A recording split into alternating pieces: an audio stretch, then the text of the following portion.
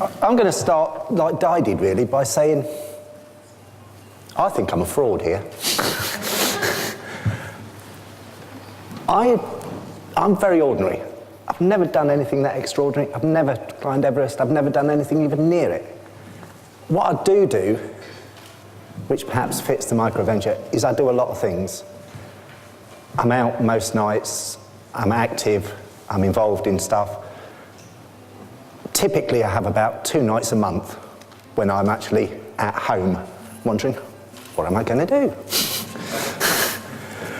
Weekends, trying to find an empty weekend to do something is all but impossible. Petra, my other half,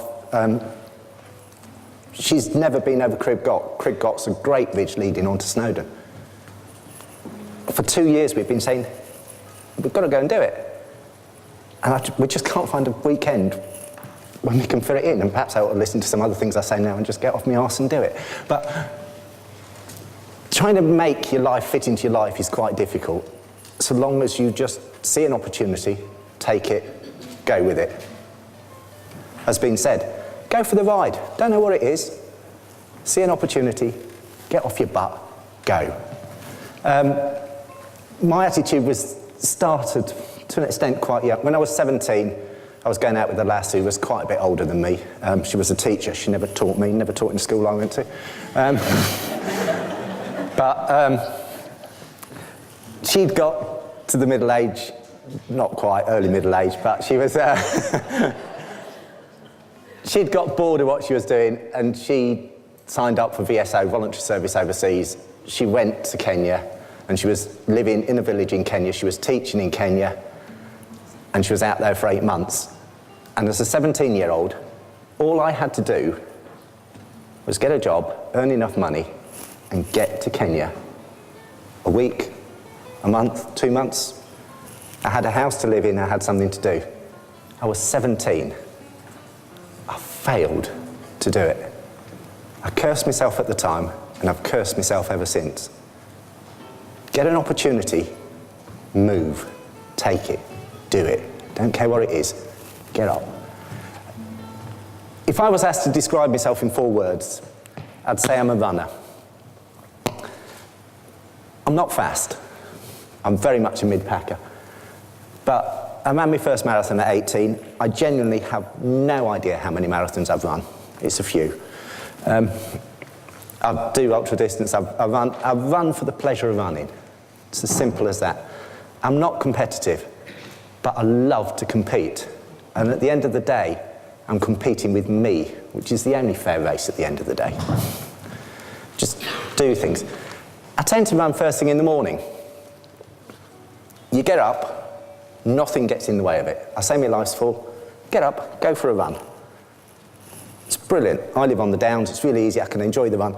You get home, you have a shower, you have breakfast. To be honest, the rest of the day is a piece of cake. Nothing is going to get tougher.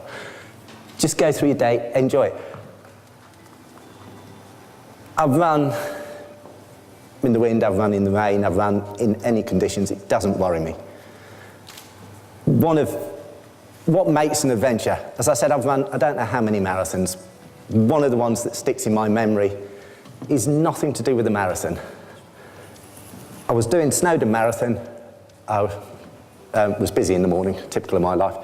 Drove up to Snowdonia in the afternoon. My intention was to get up to Snowdonia, camp on the campsite just below Trefan, walk up Trifan, Bristly Ridge, onto the Glidders, come back down, get some kip, get up in the morning, run Snowdon Marathon, drive home. What else would you do with the weekend? The problem was that the weather wasn't quite perfect. It was raining a bit blowy. So I got up and decided not to go up onto Bristly on my own. You couldn't see a thing up on top. Just went to a pub, found something to eat, had a pint, went back to the campsite, climbed in the tent, went to sleep. The weather's only bad now. As the night wears on, it gets better. I'm in quite a small tent, Saunders. Top end's about that high, bottom end's somewhere down there. And I'm lying in this tent, and as the wind picks up, it's going. This is my night's sleep. It's great preparation for a marathon. I'd recommend it to anyone. So I'm lying there, you're not really sleeping. It's pissing it down with rain. It's awful. First light, I think the tent's had enough. Get up, fold the tent up. Look around the campsite and think, my tent did quite well, didn't it? Put the tent away. Went in the toilet block, made breakfast, because that was the best place to be. Went down to registration. Not surprisingly, registration says race is cancelled. Weather's got a touch worse. I've driven past several fallen trees. I've driven 5 hours. I haven't made it up onto the mountains. I've got a 5-hour drive home. It's a very simple decision. I'm running. Cancel the event, that's fine, that's not my problem. So I started chatting to a few people there, and when you get somewhere, talk to people. There's some great people out there. Chatted to a few people, said, basically, I'm running. A few people say, you're mad. A few people say, it's a good plan. About 20 of us set off. Said to the organiser, you know, yeah, you cancelled it, we don't blame you. It's all you could do. You can't expect marshals to be out here, the weather's appalling. We're running up Llanberis Pass. It is absolutely hammering it down. It's blowing a hoolie. There is water running off of every crag up the side, if any of you know it. The waterfalls coming everywhere. The wind is picking those up, blowing them back into the air, atomising them, and then they're coming back down. Both gutters are pouring with rain. Bloody marvellous day. Get to the top of Llanberis Pass, you turn right down towards Beddgelert. A couple of bits of fallen limb jumping over them, heading down. Get down the bottom there. There's about 400-800 metres that's about 6-8 inches deep in water. Have a quick wade through that. It's not so bad really out, is it? Bit of a crash behind us, look behind, and there's this tree coming out of the woods. And it's landed about 200 yards behind us in the road, but it's all right, we weren't there. Running along a bit further, as you come into Beddgelert, there's this bit of blue polypropylene rope laying across the road. And thinking, what's that doing there? Trotting along quite merrily. And as you get closer, like about there, you suddenly go, oh, it's the overhead power line. Well, step over it, keep going. And one of the best marathons I've ever done in my life. As I say, I don't know how many more I've done. It was just a brilliant day. I can't remember most of the marathons I've done. I remember that. The thing that made that an adventure isn't the adventure, it's what you're out there in. As been said before, most of your stuff you do, training to run, go out for a run. I mean, I'm normal. I get up, and I say I go for a run of a morning, but there are mornings when you get up, and getting out that front door is quite challenging. You've put your kit on.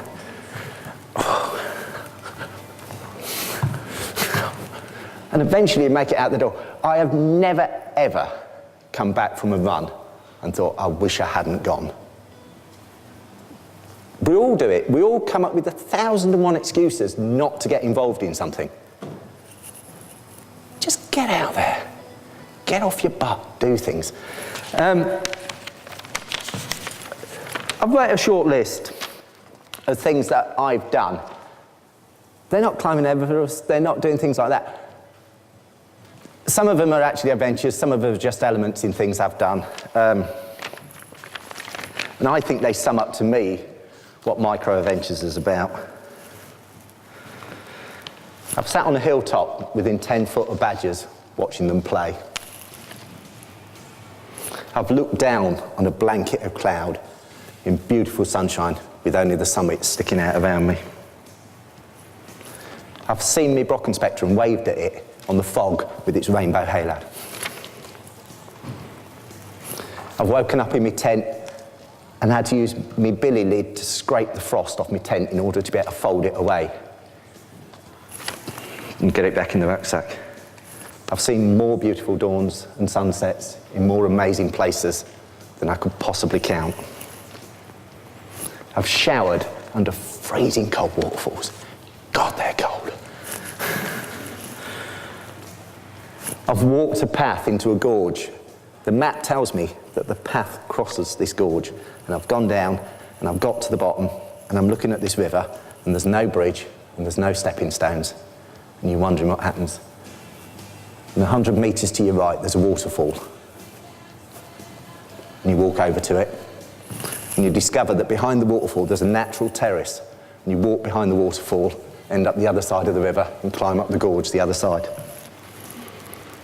I've trashed myself more times than I can count. It's a bit like riding a BMX on the beach at Brighton. I paddle a kayak.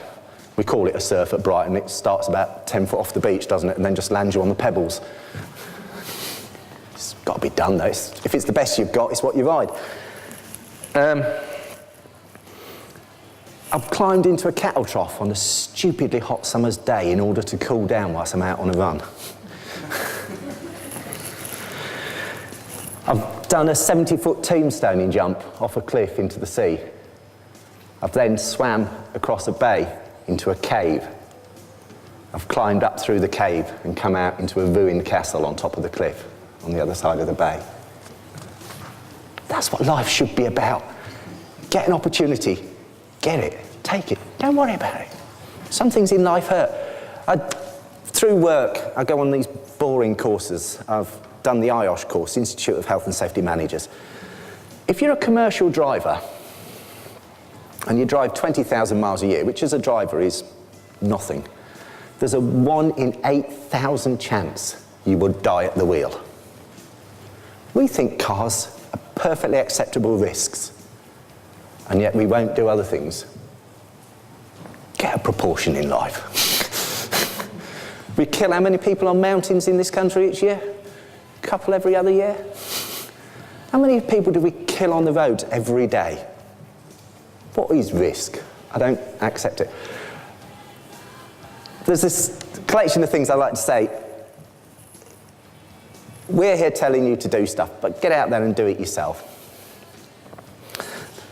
The fact you come to places like this, the fact you're involved with DAV, I did DAV, I did scouting, they started me on an outdoor life. Get an opportunity, see it, take it. DAV is a great way to start. Arrange to do things. Write them down, plan it, arrange to do it with someone else. Because your chances of backing out, if you're telling other people you're doing it, get a damn sight harder. Peer pressure's great stuff. The other, in terms of just doing things, if you do things, if you get off your butt and get out into the real world, you meet people who do things. You get an opportunity to do more things. It's a self-perpetuating climb.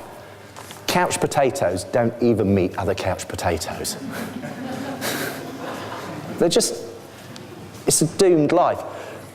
As a tragic old man, I've got an opinion which I'm going to share with you whether you want it or not. But it's really easy to fill your life with social media. But at the end of your life, the only adventures you'll know anything about is other people's adventures. Get off your butt and make them yours. Thank you.